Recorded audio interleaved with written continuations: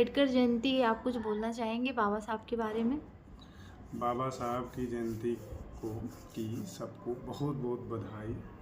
अच्छे से मनाइए, बढ़िया से मनाइए, एंजॉय करिए, मस्त रहिए। इतना फॉर्मल, ऐसा क्यों? देख यार, देश में जो चल रहा है सही चल रहा है।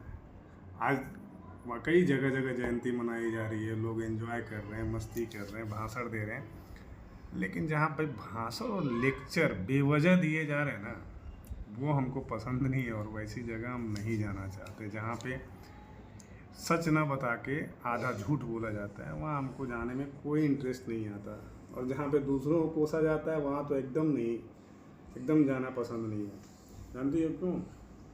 जैसे ही भाषण की शुरुआत होगी तो सबसे पहले तुमको क्या सुनने को मिले? मनुवाद की चर्चा मिलेगी, सवर्णों की बुराई होगी। दिल खोल के कोसा जाता है सवर्णों को, दिल खोल के बुराई की जाती है। भाषण की शुरुआत ही होती है कि हमको हजारों सालों से पानी पीने नहीं दिया गया, समाज में स्थान नहीं दिया गया, लेकिन बाबा साहब ने हमको अधिकार दिलाया। सही बात है, बाबा साहब ने आपको अधिकार दिया, संविधान की रचना की, लेकिन आप अपने ही धर्म को और अपने ही धर्म के लोगों को गाली क्यों देते हो, उल्टा सीधा क्यों कहते हो? सब जानती है कि बाबा साहब का नाम क्या था, भीमराव। उनको पढ़ने लिखने से लेके रहने तक, यानी विदेश भेजकर पढ़ाई अगर किसी ने कराया तो वो राजपूत था। जिसने उनको अपना टाइटल दिया, यानी जिसने अपने यहाँ रहने दिया, वो ब्राह्मण थे। उन्हीं ने अम्बेडकर टाइटल भी दिया है। फिर हमको समझ में नहीं आता लोग क्यों कोसते हैं। बाबा साहब के घर की जो शादी में ब्राह्मण के घर शादी हुई, राजपूत ने उनको सपोर्ट किया, वो आगे बढ़ पाए, इतने आगे तक जा पाए। बाबा जितना योगदान बाबा साहब ने दलितों पिछड़ों को न्याय दिलाने में, समाज में स्थान दिलाने में दिया है ना, उससे ज़्यादा तो बाबा साहब को बाबा साहब बनाने में योगदान सवर्णों ने दिया है। तो फिर इनके उससे जितना योगदान बाबा साहब ने दलितों पिछड़ों को समाज में स्थान दिलाने और न्याय दिलाने में किया है, उससे ज़्यादा योगदान बाबा साहब को बाबा साहब बनाने में सवर्णों ने दिया है। फिर तुम उनको कोसते क्यों? आखिर भाई क्या बिगाड़ा है सवर्णों ने या हिंदू धर्म वालों ने जो पानी पी पी के गाली देते हो? एक तरफ कहते हो हमको मनुवाद से आज़ादी चाहिए, तो भैया तुमको गुलाम कौन बता देगा? कोई नहीं गुलाम बनाया।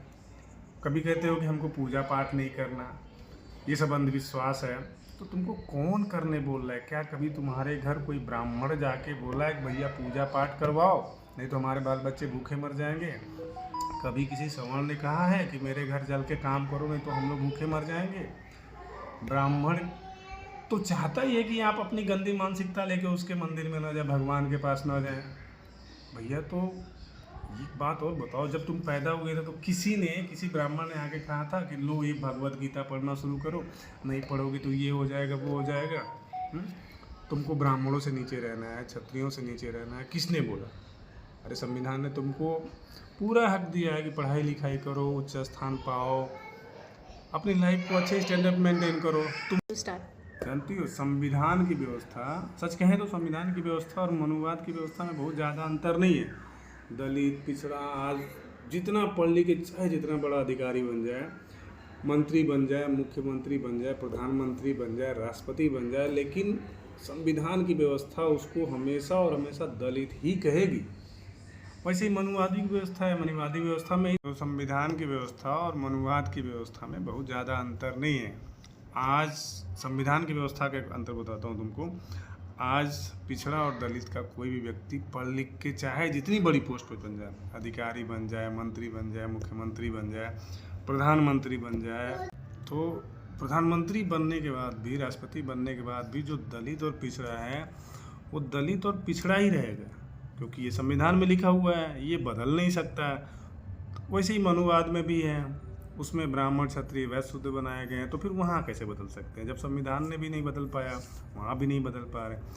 और दूसरी बात, हमारे यूपी और बिहार में 2 दशक से ज़्यादा पिछड़े और दलितों की सरकार रही है। क्या बदल गया है? क्या उत्थान हो गया है? तो हमको कोई ऐतराज़ नहीं है, बस एक बात ये कहनी है कि जिस दिन हम बाबा साहब की जयंती पे ये उल्टी सीधी जो हम बातें करके प्रोग्रेस की बातें करेंगे, आगे बढ़ने की बातें करेंगे, लोगों से ये उम्मीद रखेंगे कि ये समाज को अच्छे स्थान पे ले जाएंगे, ना कि डीजे बजा के नाचेंगे, उल्टा सीधा दूसरों को बोलेंगे। तो वैसी जयंती में हमको नहीं जाना, हमको वैसी जयंती में जाना है जिस दिन उस मंच से खड़े होकर लोगों को सुविचार हो, पॉलिटिक्स नहीं हो, लोग सुविचार दें, किसी तरह का राजनीति ना करें, राजनीतिकरण ना करें कि भाई हम दलित हैं तो हमारे साथ ये होता वो होता। अरे कुछ नहीं होता तुम्हारे साथ, तुम चाहते हो कि मेरे साथ ऐसा हो तो ये होता है। हालांकि वीडियो बना रही हो क्या? देखो, मेरा किसी का दिल दुखाने का कोई इंटेंशन नहीं है, जो मेरा विचार था मैंने आपको बता दिया। बस बंद करो।